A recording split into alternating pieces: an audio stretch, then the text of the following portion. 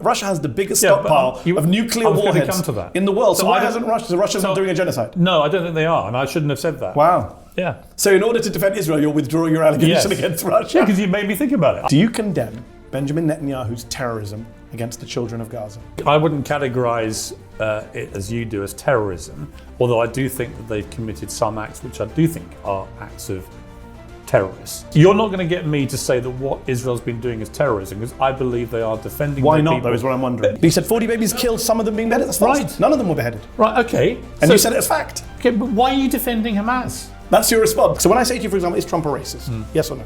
I don't think he is. No. So why does he say racist stuff? I don't think he's a racist. I've known him. No. Why does he say racist stuff? Why does he say racist stuff, Piers? Mehdi, I don't know. This is my favourite quote. To those who warned this was what was going to happen with Trump, you've been proven right. It's a sobering moment. Yeah, I was right and you were wrong. But I don't see any humility from you today when it comes to Trump. No.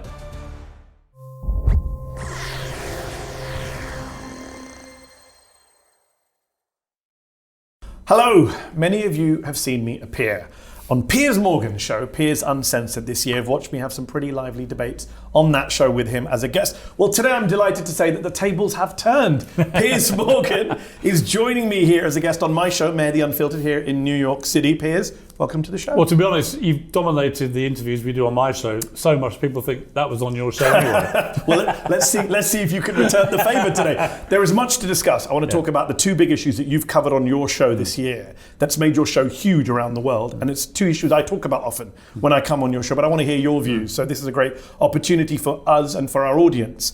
There is a question you have repeatedly asked all your Palestinian and pro-Palestinian guests, and you had a lot of them, to be fair. People have praised you for that. But there's one question you ask almost all of them, to the point where it's become a bit of a joke, a bit of a meme. So let me start by asking you a version of that question. Do you condemn Benjamin Netanyahu's terrorism against the children of Gaza?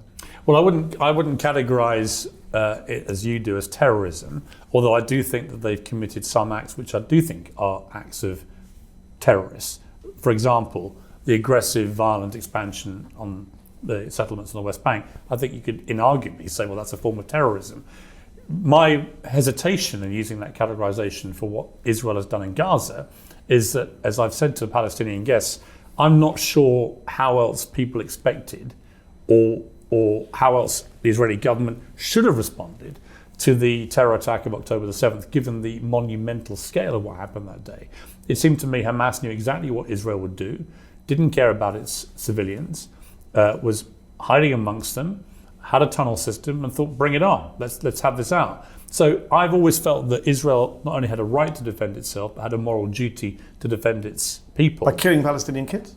Well, listen, my brother served tours of Iraq and Afghanistan in the British Army, as did my brother-in-law.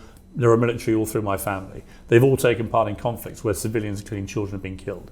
I think the particular problem in Gaza is that half the population are under 18, of 2 million, and that clearly a disgusting amount of children have been killed in this conflict. So my answer to your question, I wouldn't categorize it as terrorism to respond to a terror attack by going to kill the terrorists. However, has it got completely unacceptable, the level of civilian death that has been going on in Gaza, particularly children? I say yes, and this has to stop. What is the acceptable level of death? Well, I don't know. That's why I've always said from the start, what is proportionate? What do people expect people to do? I mean, for example, when America, after 9/11, went into Iraq, as you know, I waged a campaign against the Daily Mirror newspaper against it. I thought it was an illegal... But you haven't waged a campaign against this? Well, because the point about Iraq was they didn't perpetrate 9/11. Nothing to do with it. So it's about the goal, not the conduct of the war. I'm asking you about the conduct. Yeah, right? I don't want to have an argument about the goals. I understand. I'm saying if you kill, for example, you saw the video, because I know you were on social media as much as I am, a video that Washington Post verified of a little kid, 13 years old, is attacked by a drone, minding his own business. He's not Hamas. There's no Hamas hiding behind him. He's attacked. As he's bleeding out and people come to help him, they attack again. That's a double tap. It's what Al-Qaeda and ISIS do, double tap strike. How is that not an act of terror? Well, because 2 kids are killed deliberately. Listen, I've seen a lot of videos. Some of them are... But that one specifically, is that an act of terror in your view? It is in your eyes. No, I'm asking your view. Well, no, I haven't seen the one you're talking about. What I would say about it is that I want to see all of these things properly investigated and to establish whether there have been war crimes committed. And if there have been, absolutely hold the people who perpetrated it to account. So you think Yahya Sinwar is a terrorist, right? Yeah. And there was an arrest warrant request for Yahya Sinwar from the International Criminal Court Chief Prosecutor Karim Khan, British lawyer. He's also put out an arrest warrant for Benjamin Netanyahu. He's accused Netanyahu, well, he's asked for one. The court is being lobbied not to do it. He's put out he's asked for an arrest warrant, and the indictments he's put out include, this is what he's accused Netanyahu of: starvation, murder, willful killing, extermination. How is Netanyahu not a terrorist, Piers? Well, it may end up being that he is convicted of war crimes that suggest he's a terrorist. But Sinwar wasn't convicted of. Well, Sinwar. I'm just being consistent. The ICC chief prosecutor put out warrant requests for both. Here's the difference. Hamas made no secret of what they did on October the 7th. Sinwar directed and ordered that attack. No one Nor is Israel. That. Yeah, but what the difference is that Hamas said, here are the GoPro cameras. We are going to show the world what we're doing here. So is Israel. I just mentioned a video where a kid is killed on camera. Yeah. In fact, Israeli soldiers have put out TikToks of their war crimes, Piers. You're not going to get me to say that what Israel's been doing is terrorism, because I believe they are defending Why their not, people. though, is what I'm wondering. It seems to be just a stubborn resistance. Because any country in the world that had October the 7th perpetrated against them would do what Israel has done. No, they wouldn't. Yes, they would. They would have killed kids at this level. No, if you had literally a country on your border. Well, it's not a country on your border, it's occupied territory. I think you've conceded yourself in previous I have actually said to you, I believe it is occupied territory. Okay then, so it's not a country on your border. Let's call it, what do you want to call it? Occupied territory. Okay, well, let's call it Gaza. Okay? That on one single day, in 13 different entry points, 3,000 people came through and committed as much mayhem and murder as they could possibly commit in a deliberate attempt to destabilize and take down Israel, which is the intention of their original charter. If that happened on any border, shared border in the world, there is no country in the world that would not have responded with military force in the way that Israel has done. I don't agree with that. But let me say you're right. Well, every country would have done that. Doesn't make it not terrorism. No, but then what you're saying is that any country that then goes after terrorists that perpetrate that kind of attack automatically themselves become terrorists. No. I dispute that categorization. No, I'm saying that's a straw man. Well, give me an example where they're not terrorists. I just gave you an example. They could have responded to Hamas without attacking a kid, killing the kid, and when people come to rescue him, attacking them as well. I can be here all day. We don't have the time. So I can go through. They didn't need to attack an apartment building. When American forces, we're not doing whataboutism. We're not doing whataboutism. When they went after ISIS, but they killed a lot of innocent children in the process. I think those were acts of war crimes. I think war crimes are acts of terror. Yes. So if you go after, I don't think. So if you go after any terror group in the world. No, I'm saying if you hold on, Piers. The definition of terrorism, according to every dictionary, is the use of political violence against civilians for political goals. That is what Netanyahu is doing. He said it openly. Israelis have said it on your show. Well, he's responding to a terrorist attack by doing more terrorism. He's killed 33 times as many people as Yahya Sinwar. Let me be clear. But Sinwar's a terrorist, and not Netanyahu. Netanyahu should absolutely no longer be Prime Minister of Israel. Should he be at the ICC? Probably, yeah. So if the warrant comes down, you support the UK arresting him if he comes to the UK? I absolutely think that his alleged war crimes, and I use that because they've not been substantiated, his alleged war crimes should absolutely be investigated. This doesn't make any sense. I agree with you. No. I agree with you that they haven't been substantiated, but I'm being consistent. I'm saying everyone, Hamas, Israel, should be substantiated in investigation. You're saying one side's terrorists based on GoPro, but the other side's not terrorists, even though we've watched them kill thousands of people on camera. Literally, I've seen it. I saw them gun down an old lady holding a white flag. Hamas have made no secret that what they did was terrorism. Nor of Israel. Have you listened to Israeli soldiers? You should watch our documentary. It's called Israel's Real Extremism. It shows Israeli soldiers talking proudly about what they've done in Gaza. It's not just a T word, Piers, that you've been reluctant to use in relation to Israel, but also the G word. Genocide. It's not genocide. Why are you, so let's talk about that. Why are you perfectly happy to call what Russia is doing in Ukraine a genocide, but not what Israel's doing in Gaza when there are fewer civilians, far fewer kids killed in Ukraine than in Gaza, arguably way less genocidal rhetoric from the Russian government than we hear from the Israeli government? Why are you so uncensored on Russia but not on Israel? What are you afraid of? I actually thought when you first jumped with that, it was a good point. I hadn't realised I'd used the word genocide in relation to what was going on in Russia. And I did go away and think about that quite carefully. Because you've got to be careful about the word genocide. The word genocide is where you deliberately exterminate a group of people based on ethnicity. And the reality about, let's take Gaza first of all. If Israel actually wanted to get rid of everyone in Gaza, they have the military power to do that. They have nuclear weapons. They could just nuke Gaza, as some of them, I suspect, would quite like to do.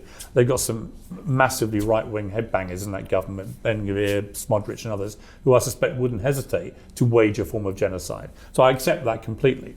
But the reality is that there are 2 million people in Gaza, of which depending which estimate you want to believe, but the official records from the Hamas-run health authority, there are about 45,000 people have died, of which it is estimated that around 15 to 20,000 are Hamas, and the rest are civilians. That's there are estimated by Israel, but okay. Okay, but there are different figures put out. But let's assume it's in that ballpark. Okay. No.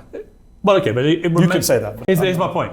It's not 2 million people, which Israel But that's has. not the definition of genocide. Well, isn't it? No. The Genocide Convention doesn't say you have to kill everyone. By the way, you said this to Bassem Youssef, our good friend, last week on the show. You said, well, I want to read you exactly what you said. Israel hasn't nuked Gaza, quote, they could have done. They haven't done that. If you're really genocidal, why wouldn't you do that? Yeah.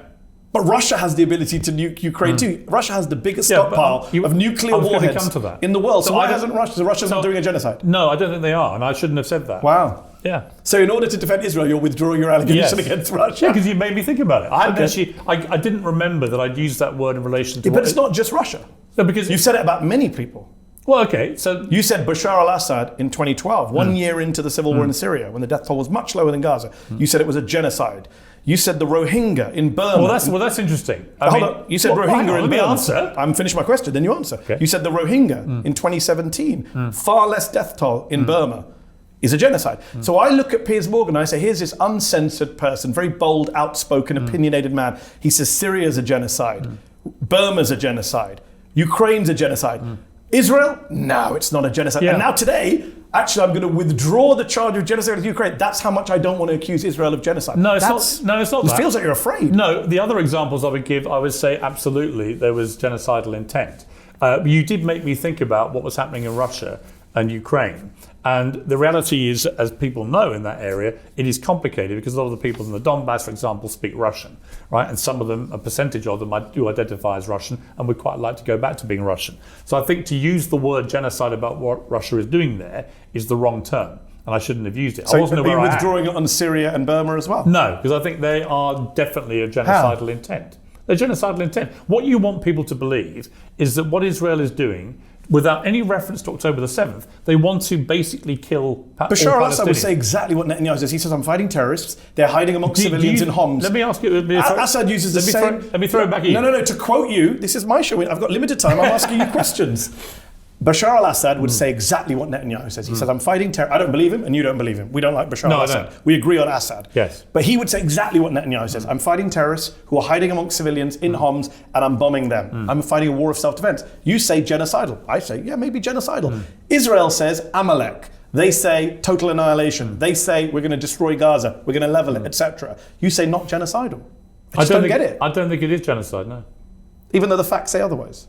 Holocaust historians like Omar Bartov and Amos Goldberg, Ariel Naya, some of the experts on Holocaust say it is a genocide. Yeah, but a lot of experts say it's not a genocide. That's not actually some of the leading Holocaust experts are all lining up in one direction. You've got your experts. I've seen many other experts who say it's not genocide. So you can, look. I just find it fascinating that you'll call every other conflict which has fewer deaths than Gaza genocide. But for some reason, you're very deaths in Syria. There were in February 2012, I checked. You said it was a genocide in February 2012. See, I do my homework. I checked. 7,500 people in Syria being killed at that point. You said genocide. 45,000 people in Gaza. You say not genocide. Well, it comes down to what you think the intent is of the people perpetrating. You don't think they're trying to erase northern Gaza right now? I think what they're doing. Are you seeing what's happening in northern Gaza? Here's what I think they're doing. I think Israel genuinely believe what they're trying to do is eliminate Hamas, who they perceive to be a terrorist. I think you're speaking on behalf of Israelis who aren't saying that. They're making it very clear. It's not just about Hamas. They're seizing territory in Gaza. They're planning to, some of them are planning to resettle in Gaza, and right now, northern Gaza, according to the UN humanitarian chief, everyone is at risk of dying, Piers. Everyone. That's the words of the UN humanitarian chief. Don't misunderstand me. I think what's happening in Gaza is horrific. You just won't say genocide? No. You asked me if it's genocide. I don't think it is. And you asked me if it's terrorism. I don't think it is. Do I think it's got unacceptable, the level of civilian death? Absolutely. But you do think Netanyahu probably could end up at the ICC? Do I think that they have no plan for the end of this? Absolutely. Do I think Netanyahu and the headbangers and his cabinet should go? Absolutely. Do I think Hamas should have any authority going forward? No. So there are lots of ways that we can try and I know, but ultimately history will judge where you were on this, and they'll say you were right on Iraq and you didn't really come on board on Gaza. And I don't think they'll find that you were right about calling it terrorism or genocide. Okay. We'll see. I hope you're right. Obviously, I don't want it to be a genocide, but it looks like one, sounds like one, walks like one.